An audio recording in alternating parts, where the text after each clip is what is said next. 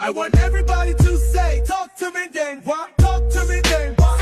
Talk to me then, what? Talk to me then, what? Talk to me then, what? Talk to me then, what? Lady, talk to me then, what? Talk to me then, what?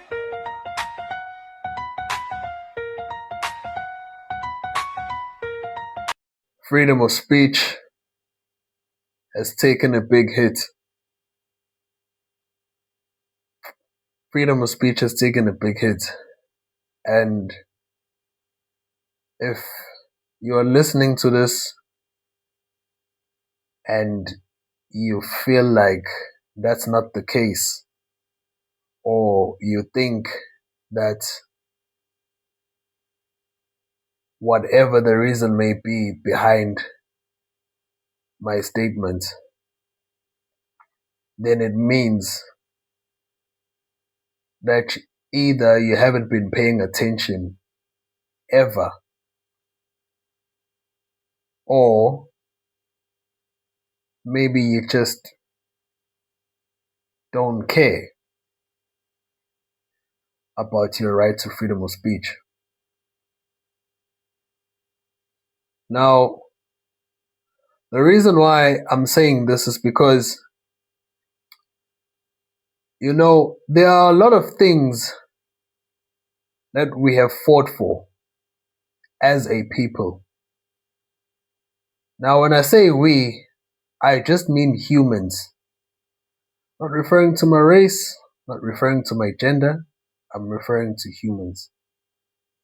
There are a lot of things that humans have fought for. And it's kind of, it comes across as if like we don't appreciate those who fought for the rights, basically. We don't appreciate the hard work that they've done. The fact that I have a right to say something good about something and also have the right to say something bad about something. Just sharing an opinion. Some people have fought for that just for it to be a right. In other places, there are limitations to this right. If you pay attention to them, then you'll understand that, okay, those limitations are necessary. Those boundaries are necessary. They make sense. And then in other parts of the world, you are told that you can actually say anything. Right, wrong, whatever. And then they go as far as saying, no, there won't be any consequences. Obviously we're not gonna be, don't hold us accountable for what you are saying or for what happens after you say that. But then those same people who tell you that are the ones who actually make sure you pay the price for saying something that doesn't go with their narrative. And it's kind of a shame that in the part of the world where we have the right to exercise this right, basically, we have the freedom to say whatever we want to say. It's unfortunate that as much as you can have a pretty good argument of basically say that if I say something, I should expect any type of backlash. Now, in your mind, you would think that, okay, the fact that I'm saying this, the worst that can happen is that someone will say the total opposite of what I just said, but we're just going to debate it. I'm not coming guns blazing and shooting bullets or stabbing people or whatever. No, I'm just saying 1, 2, and 3. So I'm expecting someone to say no, 3, 2, 1. But it's unfortunate that the fact that I say something, the worst I should expect is that whoever disagrees with what I say, will have the guts to pretty much make sure that that they are the last person I see, literally. So freedom of speech has taken a big hit, and I really hope that, first of all, I've been noticing what's been happening after the brutal send off of someone who special.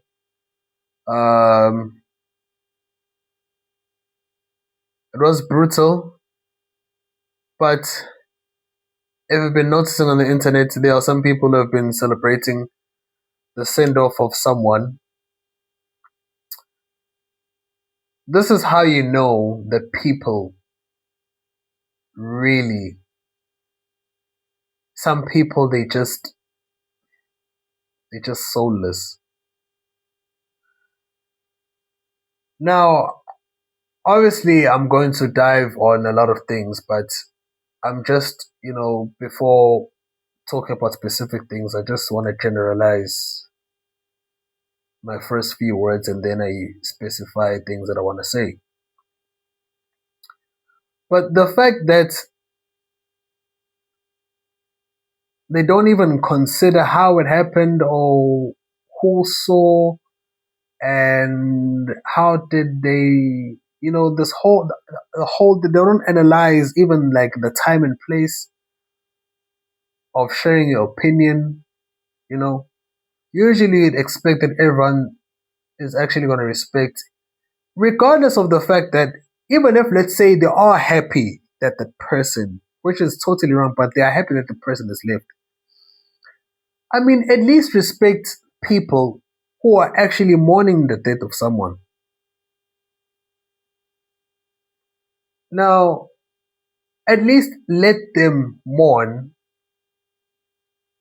the loss of someone, and then later on, although it still won't be appropriate, keep it to yourself. So it really, it's a real shame that it's only a certain type of people who have the privilege of doing this. Because if it's the other people who do this, ooh. But that's why I'm saying I'm glad that whatever's happening to them, it's good. At least those people who are retaliating, they are retaliating peacefully. They are not retaliating. They are not being violent. They are not exchanging violence with violence. They're just like, oh, okay. No, we are mature enough to handle our enemies this way. They want to unalive us, so we don't care whether they live or whether they're not alive. We don't care about that, but we don't want to be the reason why they are unalived. But there are many ways to make a person suffer, which they are doing the mature way. Hey, report them to their bosses so that the bosses can basically fire them. It's probably the most mature way of handling this thing, considering that, was it them who were doing this, could have been worse. Now, firstly, the person that I'm talking about, if you don't know, is the person who was brutally unalived in US.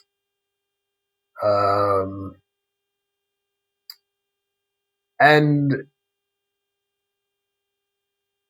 Now, as a person who doesn't even stay in the US and is not even a resident of the US, of course you'd expect that I shouldn't be affected. But the thing is, if you don't think long term, then obviously you wouldn't see the need of why you should even comment or even think about how could this possibly affect you. But if you're a person who uses social media, either as marketing purposes, or you're using social media to just share your opinions, or you want to be monetized on social media, if you're using social media by producing content, whatever type of content you're producing, and you haven't thought of how the brutal unaliving of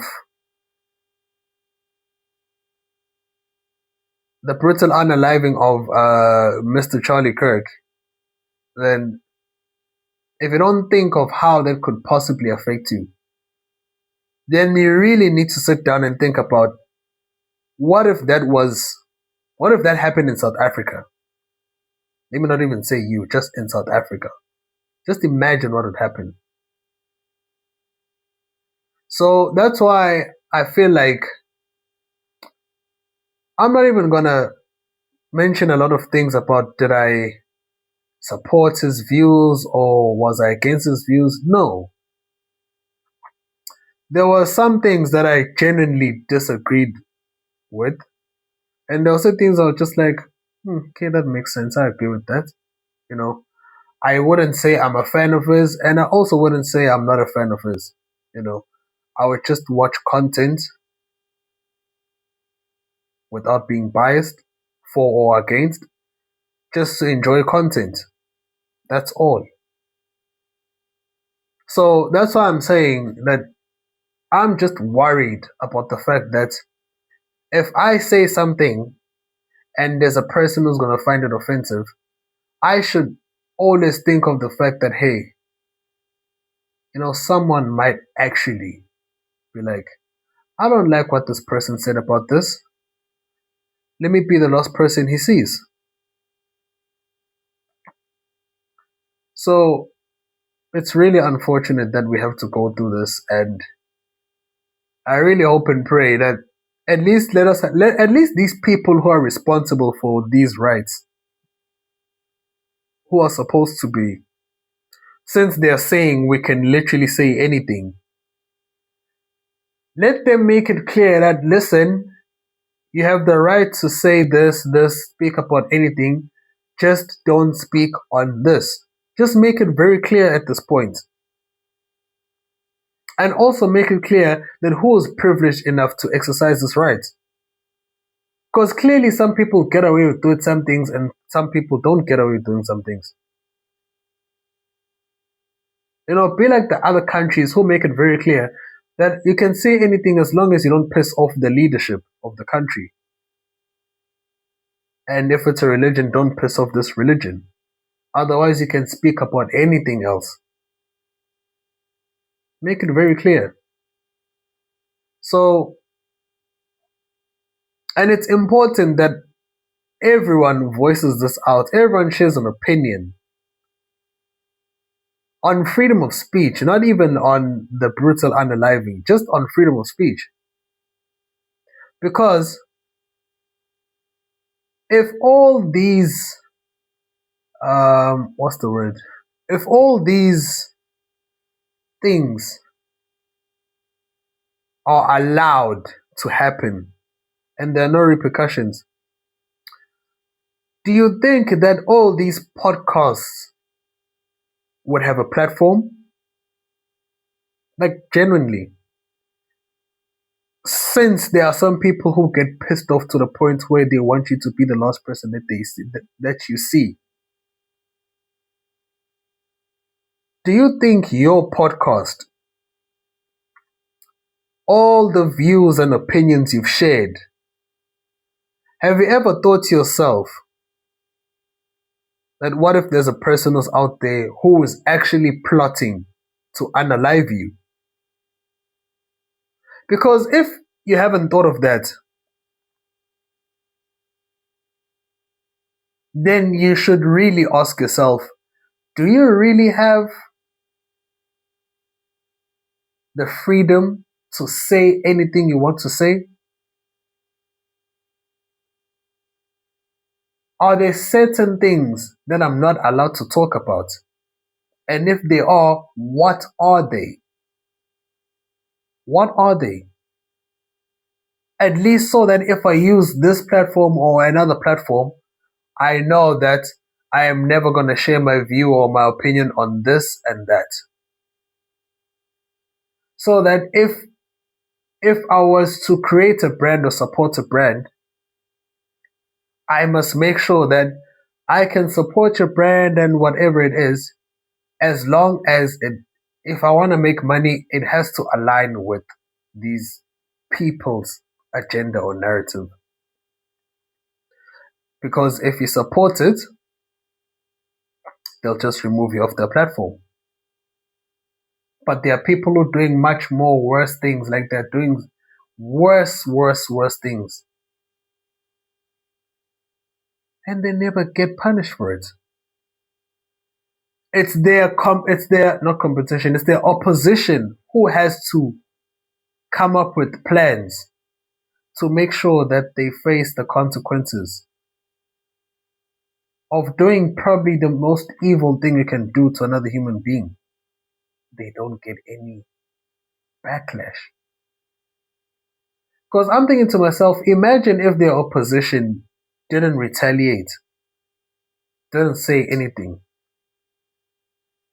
They would just continue doing it. Because that's how delusional they are. So I really want you to think about the freedom of speech. Do you really have the freedom to say anything? If you're on a podcast, you're a host, a co-host, or a guest, do you really know what you're not supposed to say? Because if you do, then what are your thoughts on freedom of speech? Be honest. So I don't want to make this episode very long because I had a lot to say on this. But firstly, I hope his soul rests in peace. It's a shame that he had to leave this way, but he left like a warrior. He left like a warrior. He was in battle, fighting the necessary fight. And as he was fighting the necessary fight, obviously, in the line of battle, that's what happens in war.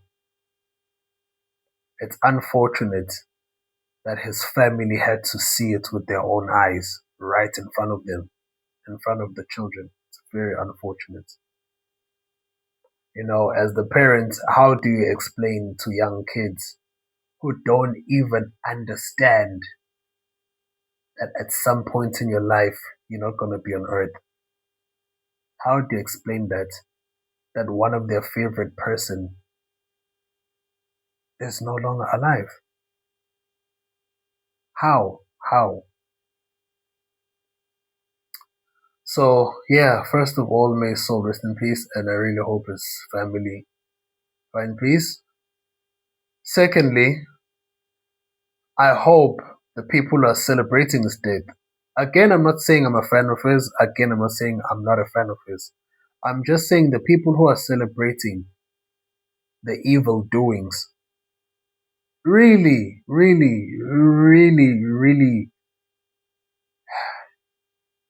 not wishing them the worst, not a violent person, but at least let them face the consequences of their action. At least. Because, okay, no, let me not say this. Let me not say this. So that's the second thing. And third thing, as you view this episode and you view this content, think about the freedom of speech. Do you have the freedom to say anything? Do you even know what to talk about and what not to talk about? Do you even know who's in charge? Do you even know who not to piss off? I know who not to piss off, but I'm just asking you. Because if you don't even know who to not piss off, then you really have a long way to go with this whole content creation, social media space. Because you might just post something, create content on a certain topic, promote a product or a service or a company that is going to piss off those who are in charge of a certain agenda. See you next episode. I want everybody to say, talk to me, Ntenjwa. Talk to me, Ntenjwa.